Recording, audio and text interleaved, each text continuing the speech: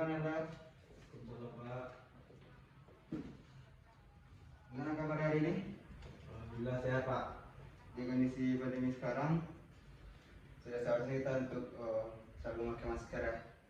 Pakai masker, menjaga jarak dan cuci tangan. Untuk ketua kelas, silakan memimpin anggota untuk baca doa. Ya teman-teman semua, untuk memulai pelajaran kita pada hari ini, langkah baiknya kita berdoa terlebih dahulu. Berdoa mulai.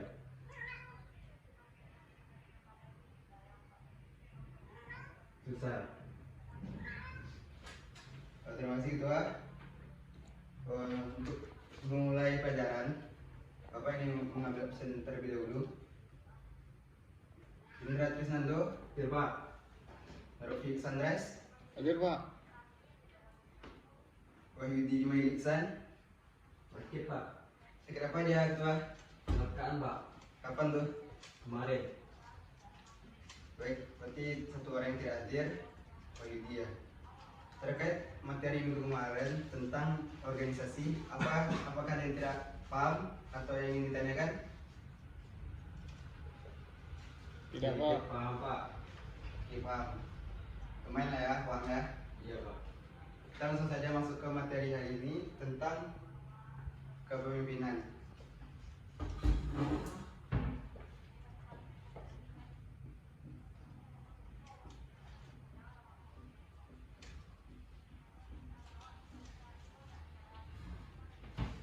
Pasti Anda pernah dengar kan kata-kata kepemimpinan, pemimpin.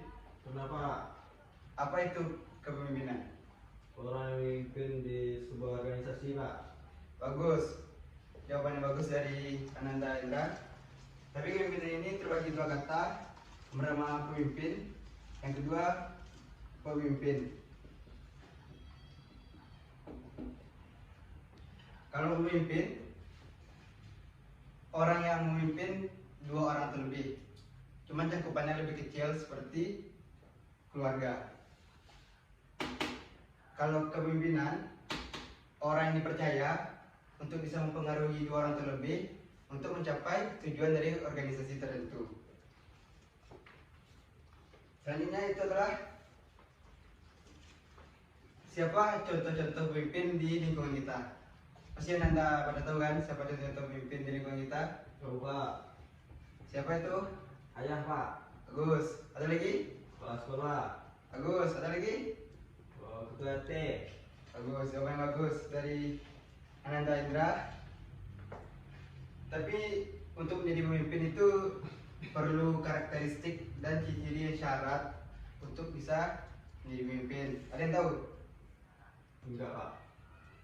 Ada yang tahu? Enggak Pak. Syaratnya? Ada Pak. Silakan Ananda Iksan. Tanggung jawab Pak.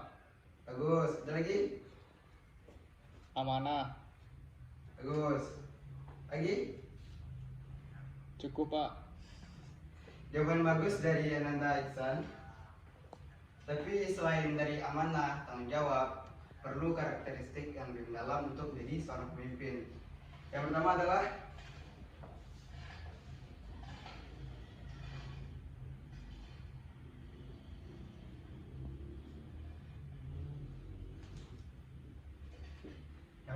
punya manajemen sendiri. Tentu sebelum memimpin orang, para pemimpin harus bisa memimpin dirinya sendiri. Bagaimana dia mengontrol dirinya, bagaimana dia dalam bertindak, bagaimana dia dalam kesehariannya. Tentu itu dipertimbangkan untuk jadi seorang pemimpin. Yang kedua adalah punya strategi ke depannya.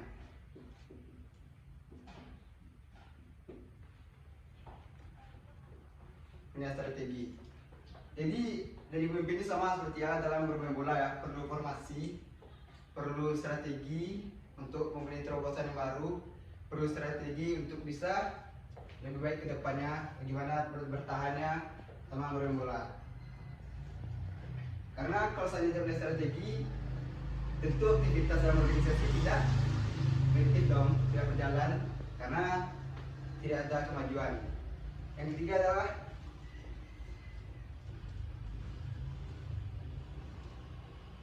mampu berkomunikasi.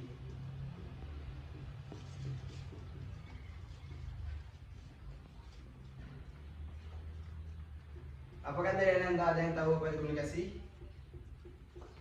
Tahu Pak, Silakan Ananda Indra. komunikasi adalah satu menyampaikan pesan kepada penerima pesan Pak. Bagus. Ada lagi? Apakah dari Ananda yang lain ada yang ingin menambahkan? Cukup Pak.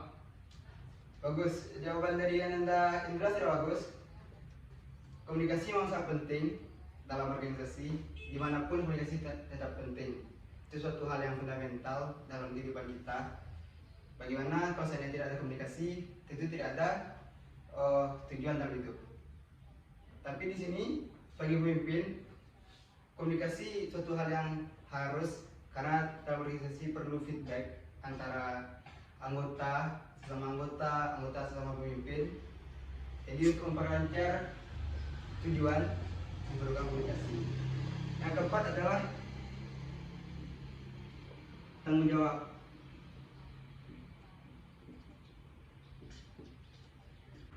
Yang keempat, tanggung jawab. Jadi dari 1, 2, 3, 4 yang sudah Bapak jelaskan barusan, saya secara pemimpin itu harus sinkron satu sama lain. Tapi tanggung jawab ini satu hal yang penting sekali dalam pemimpin, karena semua keputusan diambil sama pemimpin. Walaupun ada gaya kepemimpinan demokratis yang keputusan itu diambil sama anggota pemimpin, tapi kan tetap pemimpin yang mengiyakan, tetap pemimpin yang menentukannya. Yang kelima adalah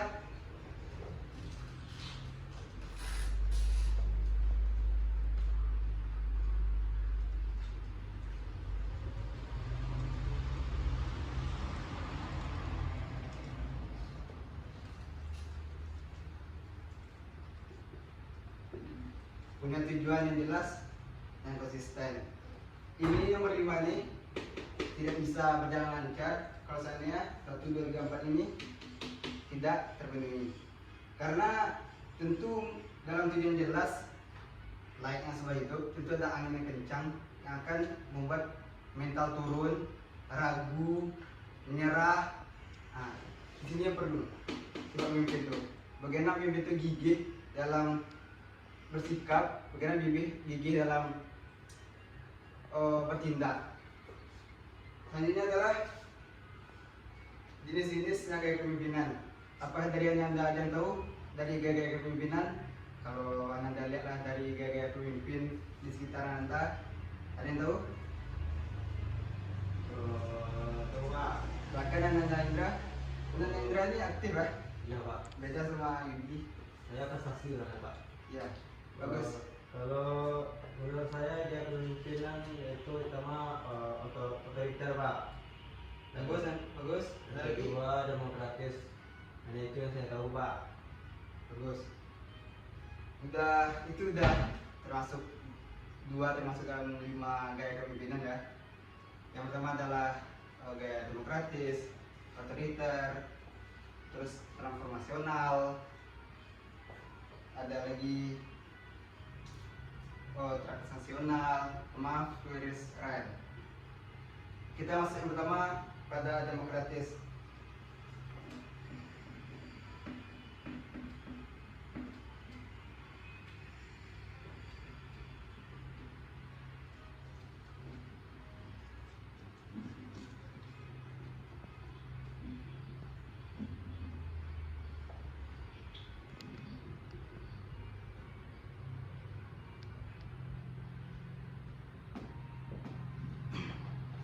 Demokratis, apa itu demokratis? Ada yang tahu? Demokratis? Apa ada yang tahu? Ada Pak. Ya bagus, Anda Nexan. Menurut saya demokratis itu suatu keputusan yang diambil secara musyawarah antara seorang pemimpin dengan bawahannya. Mungkin hanya itu Pak. Bagus, luar biasa sekali jawaban dari Ananda Iksan. Apakah dari Ananda yang lain ingin menjawab? Pak. Baik, kalau tidak ada, jawaban dari Ananda Iksan tadi sudah bagus.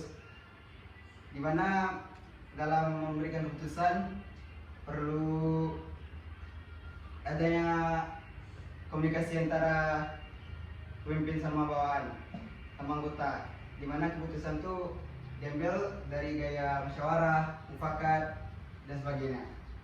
Gaya yang kedua adalah autokratis.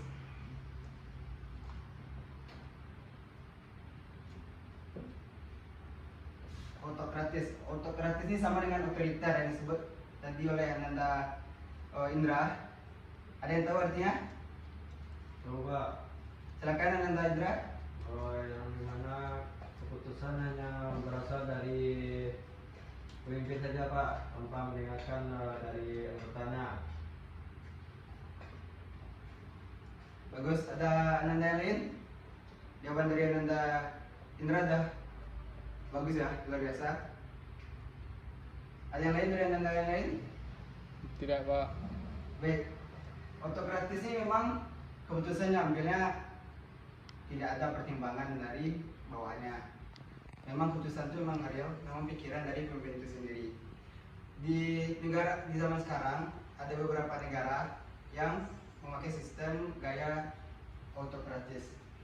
Yang Bapak tahu, Korea Utara, Zimbabwe, Liberia, Kazakhstan, dan satu lagi ada yang tahu? Bapak lupa ya, satu lagi ya. Tapi negara tersebut tetap memakai sistem autokratis, walaupun zaman sekarang negara-negara lain sedang memakai sistem yang demokratis. Yang ketiga adalah transformasional.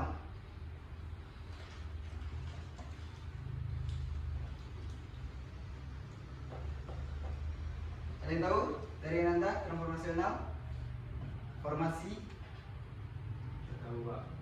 Jadi transformasional ini adalah gaya kepemimpinan yang dalam memimpin yaitu melakukan sebuah gebrakan perubahan di mana sistem organisasi tersebut diubahnya, ditransformasi lagi, di pendidikan yang baik gitu lah. Jadi ada yang bagus dibaguskan lagi, yang kurang diperbaiki, jadi semuanya diubah. Nah, gaya ini ya transformasional tuh. Itu gaya transformasional. Yang keempat adalah transaksional.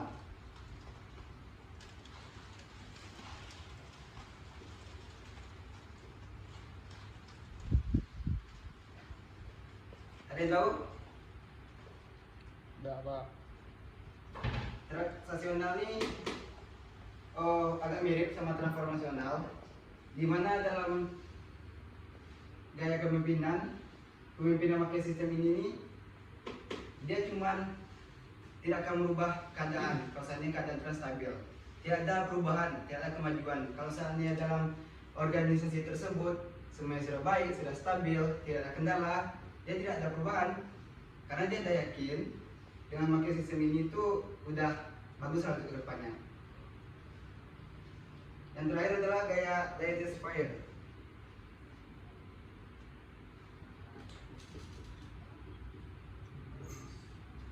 Oh, iya.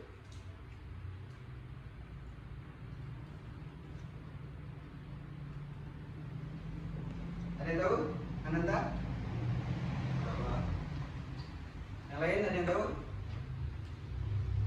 Harus semangat ya belajar ya. Ada yang tahu? Tidak Pak.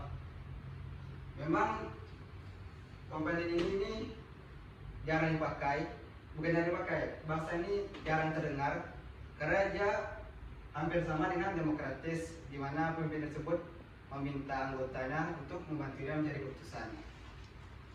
Sampai sini dari Anda ada yang tidak mengerti? Paham? Paham Pak. Bagus.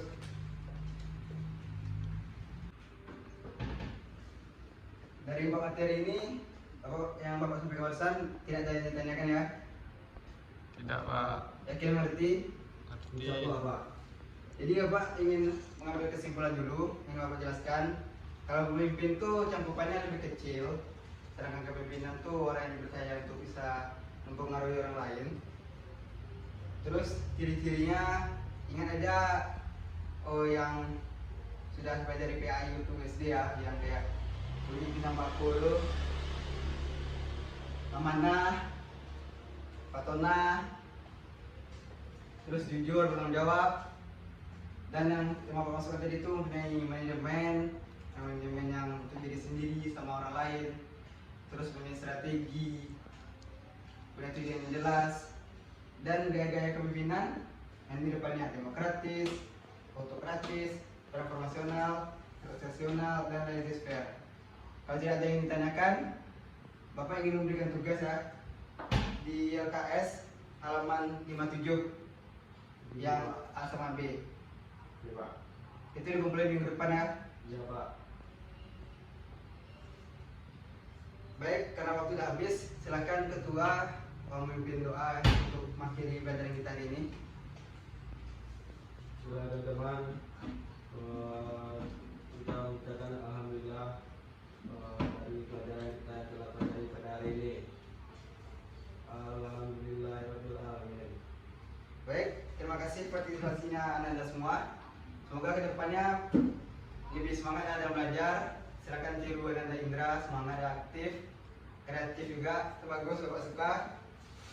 Kalau Ananda semua kayak Indra ini mungkin nilai bagus semua ya. Masa kalah sama Indra. Baik, minta maaf Bapak, kesalahan, kata-kata yang salah. Assalamualaikum warahmatullahi wabarakatuh. Waalaikumsalam warahmatullahi wabarakatuh.